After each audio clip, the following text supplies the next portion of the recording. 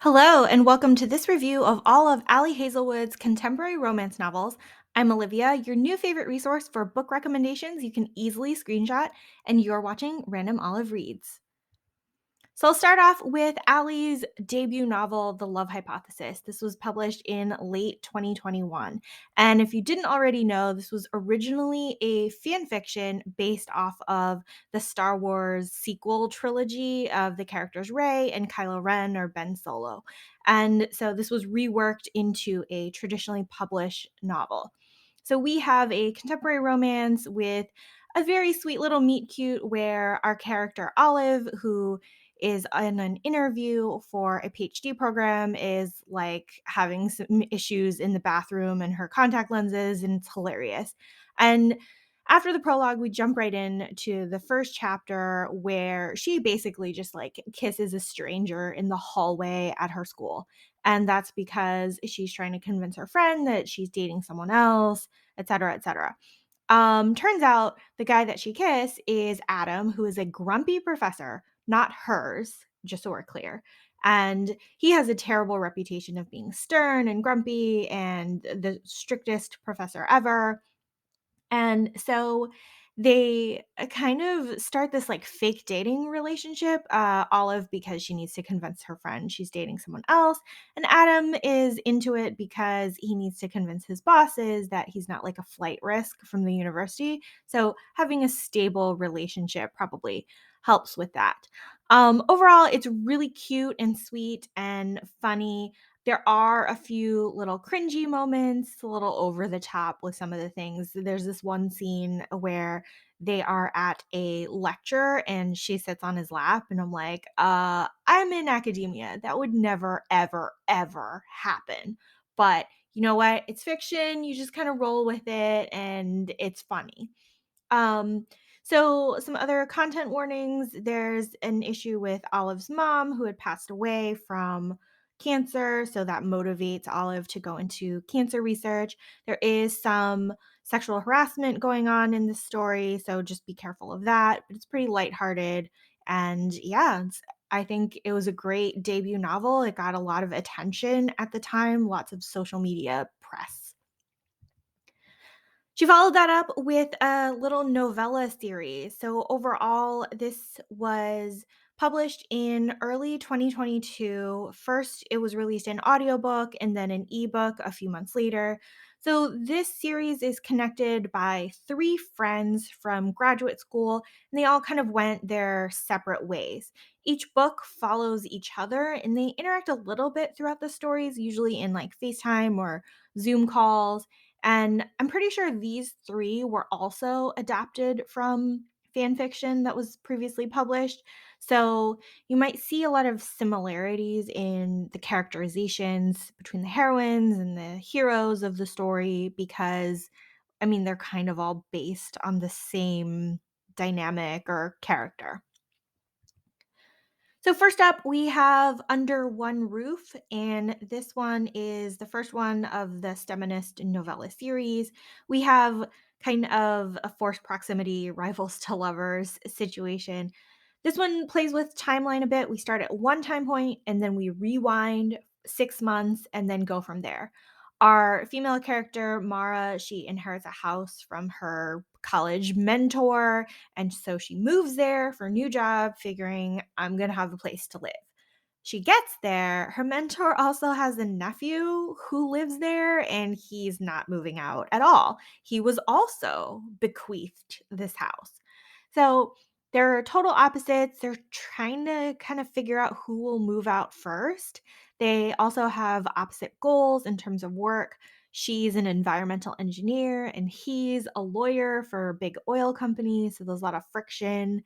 Um, there's one kind of cringy moment where she kind of refuses delivery of an important work package and it causes a huge awkward fight. I know I felt really awkward reading that part because it's a little over the top and unrealistic. But after that, they become friends. There's really fun jokes about watching The Bachelor together, et cetera, et cetera. It's really funny. The next book in the novella series is Stuck with You, and this one It's very time jumpy in the way that the story is told. The present is that these two people are stuck in an elevator and they're fighting and not talking to each other.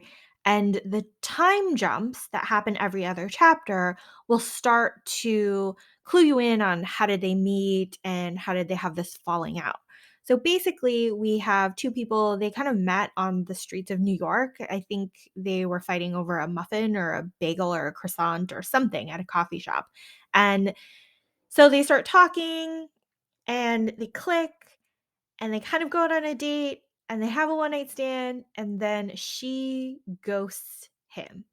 And the story unfolds like, why did she ghost him? And what did he do that made her so upset? So it's interesting to see that unravel. I'm not sure I like the time jumpy kind of storytelling, but you kind of need that to show the mystery of like, why did they stop getting along? The third book in the novella series is Below Zero. So this one, again, there's a little bit of like a time jump. We have most of present day where our girl Hannah, she's an aerospace engineer and she's on this mission in some icy, stormy location. I've already forgotten. And Ian is another aerospace engineer who's a little bit more established in his career.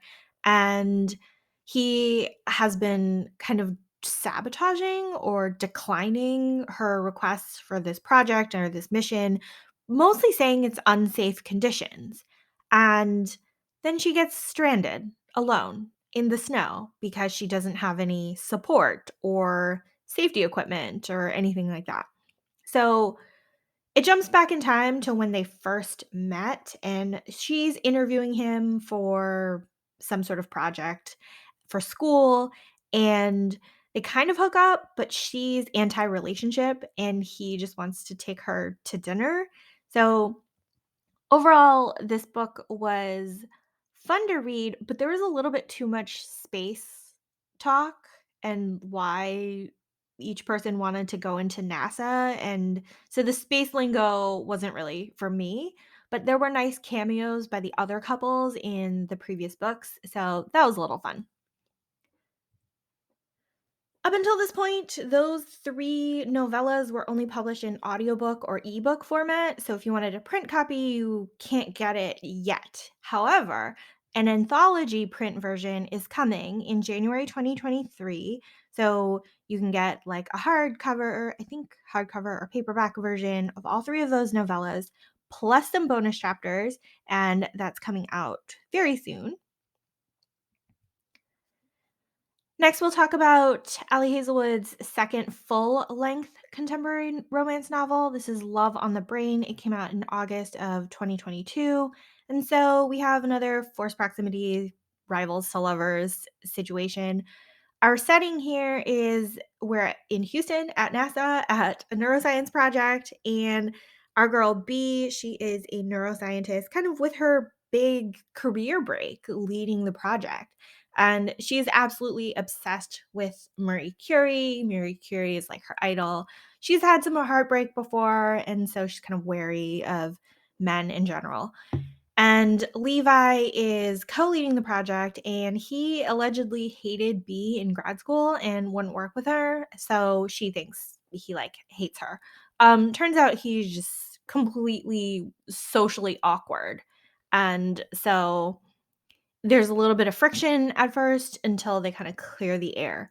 There's this little side plot that's happening on Twitter that's also really fun. So B is actually running some sort of Marie Curie related Twitter account, and Levi is some other academician or non academician on Twitter. And so they've been actually talking to each other. They just don't know who the real person is. Um, my approach to this book is don't expect too much in the way of plot and depth. I think a lot of the criticism that we get with Ali Hazelwood's novels is they're kind of shallow and flighty, and the plot is a little over the top. But the thing I love about her books is that the banter and the humor is just so good. Sometimes I will look at this book and be like, nah, the plot's whatever. I don't really care about the NASA neuroscience project. Or sometimes the academia stuff or the women in STEM stuff is very much hits you over the head. But it's funny. I think it's funny. I think the characters have a lot of humor. And another criticism that we get sometimes with Ali Hazelwood's books is the male characters are kind of all the same. So from the love hypothesis to love on the brain, even the three little novellas, the male characters are kind of this like grumpy, socially awkward, inspired by Mr. Darcy from Pride and Prejudice kind of character. But if you like that and you think that that's fun to read, then this book will be sufficiently entertaining for you. So, what's coming up next?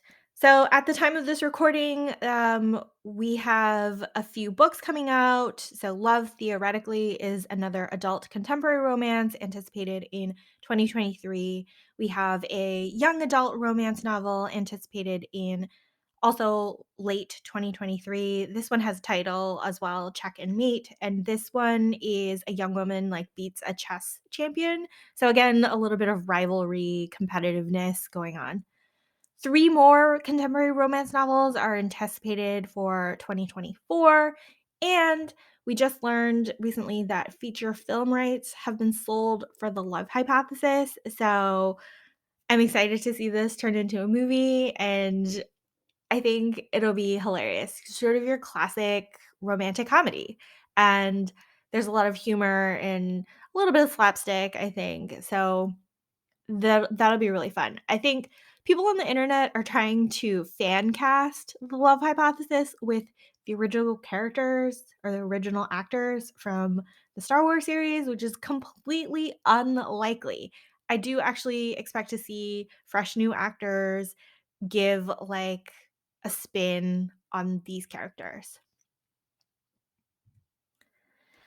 Thanks so much for watching this video. Links to all of the books I've discussed are in the description box. Like and subscribe so you don't miss future videos. And you can follow me on Instagram at randomolive.